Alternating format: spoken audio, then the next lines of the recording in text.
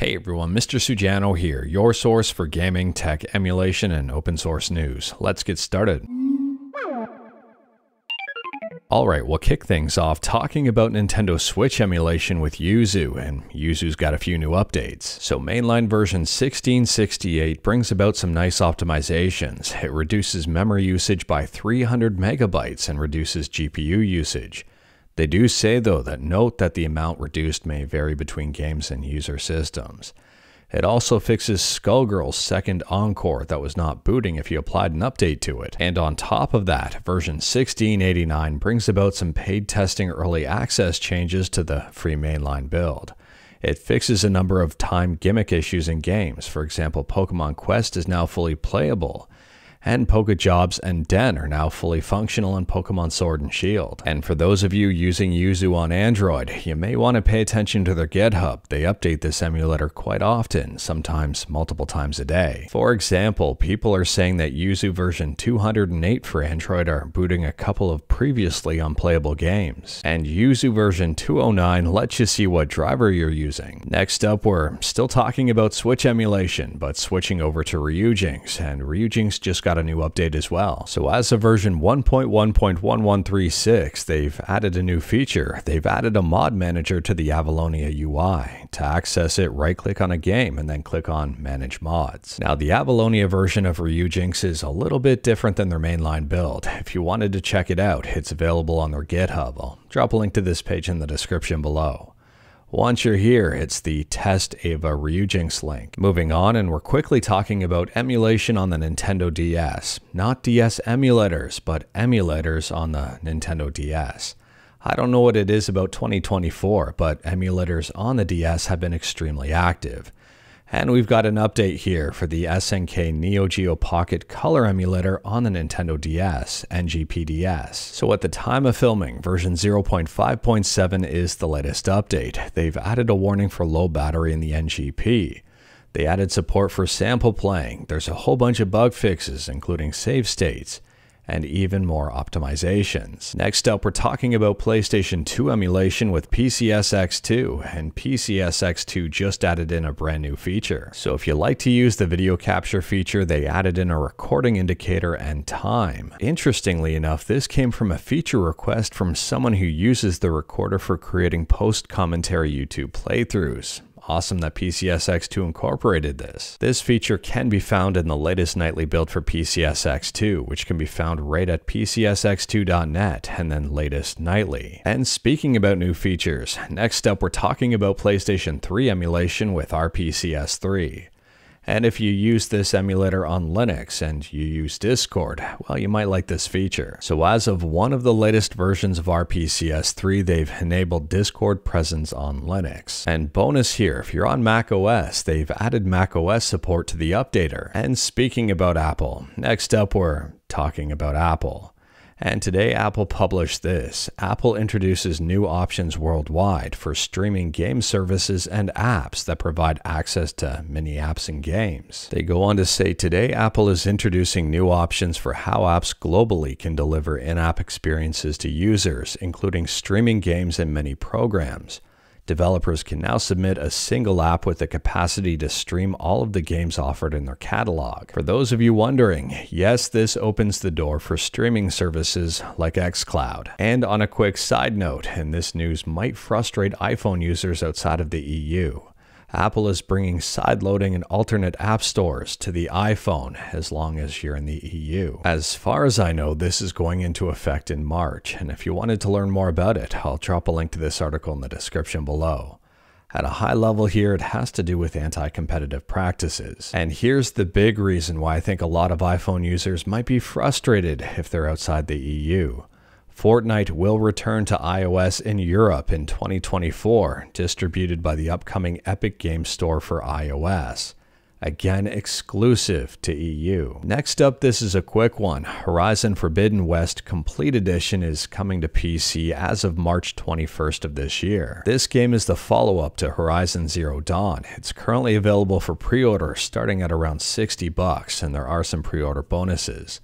On top of that, the PC version here features unlocked frame rates, customizable graphics settings, performance-enhanced technologies like DLSS and FSR, and even more. Moving on, and we're quickly talking about more game layoffs, and it appears that 2023 and 2024 are the years of video game industry layoffs. It's been reported that Microsoft has laid off 1,900 staff from its video game workforce. That is quite a bit. Now, I don't want to say that this was completely unexpected. I mean, Microsoft made some major purchases last year, and this may be just cleaning house and optimizing. Anyways, Jez says Microsoft has also shut down departments dedicated to bringing Xbox games to physical retail, which, if you've seen the digital-only Xbox console leaks, well, you can get an idea of where Microsoft is going here. However, Jez also says they can outsource and might be consolidating, so don't run with the Xbox is quitting physical based on this. And unfortunately, I agree with this last sentence. But it does seem to be the industry trajectory. Writing is on the wall. And in addition to all of that, it's been reported that Odyssey, a game that spent 6 years in development by Blizzard, has been cancelled. And the rumors were that this game was still a few years out. Based on this guy's face, it appears that a lot of people were excited about Odyssey, which was a survival multiplayer game. Moving on, and we're quickly talking about the Cronus Zen, an item that lets you use something like the mouse and keyboard on the PS5. If you use this on the PS5, there's an update here you may want to pay attention to. They say here we're aware of an issue with the Zen and the PS5. As of January 24th, the console is prompting everyone to update to version 24.01-08.60.00. And if you do, the Zen will no longer connect to the PS5 without disconnecting. However, this update is not mandatory. Simply skip it and everything should still work with the Zen. Next up, we're quickly talking about Palworld and Pokemon. And Pokemon has put out a statement here that appears to be about Palworld. So they say, we have received many inquiries regarding another company's game released in January 2024. They're basically saying Palworld without saying Palworld.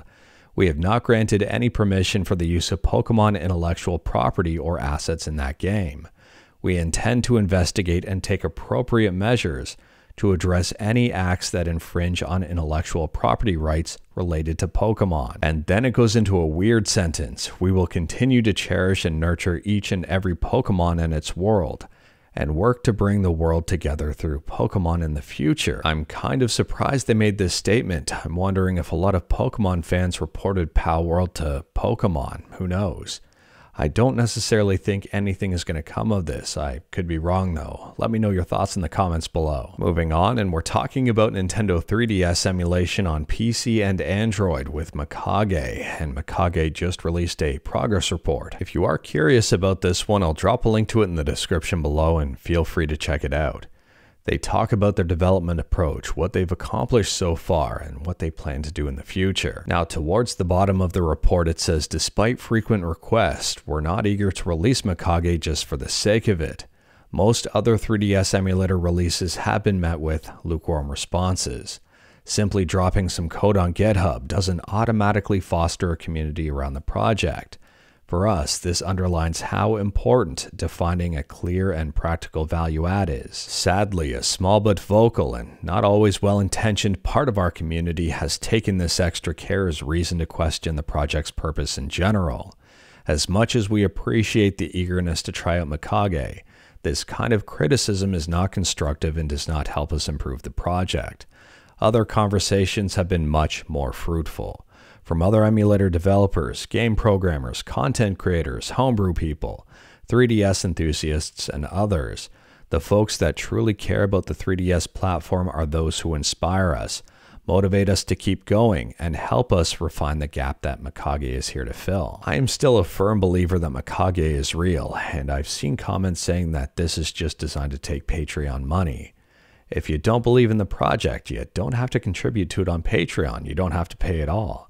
You can just be patient and wait and see what happens. I mean, at the end of the day here, there's already some 3DS emulators out there. I mean, there's Citra and even Panda 3DS. And last up here, we're talking about a couple of games on itch.io. The first one is Castlevania AGA. The goal of this project was to provide a Castlevania experience with an Amiga flavor, and it is available for PC. And if you wanted to see this one in action, I'll drop a link to a YouTube video in the description below and feel free to check it out. And the second game on itch.io is Rick Dangerous, available for Windows and Mac. The original game was released back in 1989, and this enhanced edition was released last year. If you wanted to see it in action, I'll drop a link to this YouTube video in the description below. But anyways, that is all I've got for you in this one. Straight to the point, all stuff and no fluff.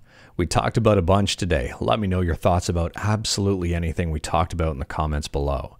If you like this video, leave a like. If you didn't like this video, leave a like. Hit that subscribe button, check out my other videos. Don't tempt fate, save your state.